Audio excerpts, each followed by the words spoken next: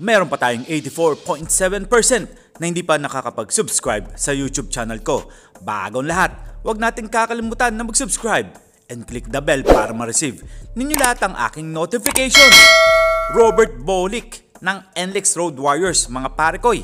Well, napag-uusapan na nga sa social media na si Robert Bolick nga posible na nga daw mailipat ng tuluyan sa kabilang koponan na hawak nga ng TNT Katropa.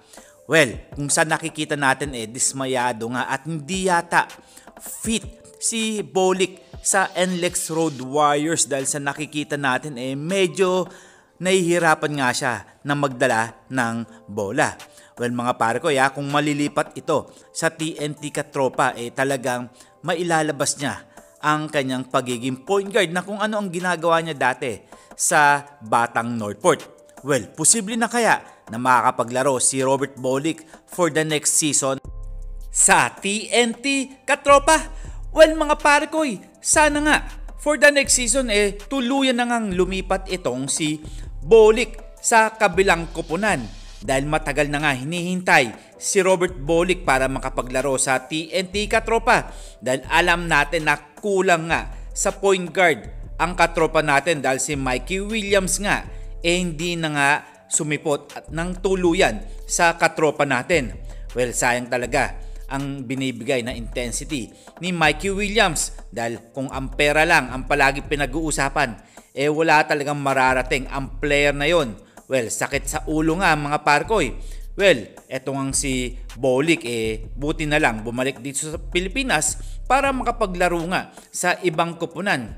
Well, syempre paiikutin muna yan mga parkoy. Maglalaro muna yan sa NLEX Road Warriors at sa susunod lilipat na rin yan sa TNT Katropa. Well, alam na natin kung ano ang laruan dito sa loob ng court natin. Di ba mga parkoy? Kayo, posible kayang makalipat itong si Bolick sa katropa natin? Well, dumako naman tayo dito kay Bobby Ray Parks Jr.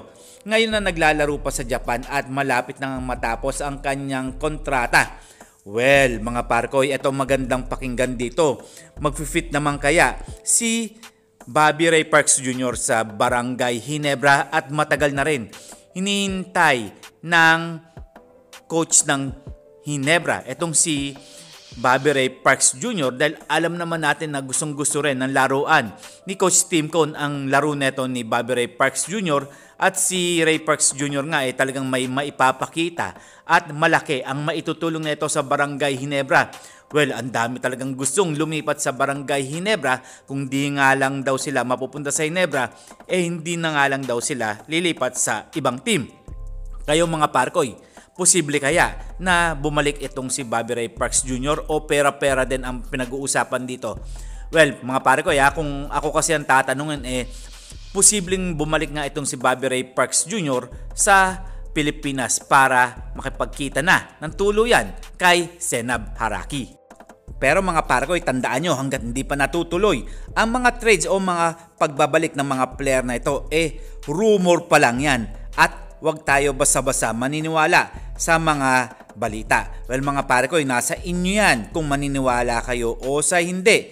Well, siguro hanggang dito na lang tayo. Huwag natin kakalimutan na mag-subscribe and click the bell para ma-receive ninyo lahat ang aking notifications.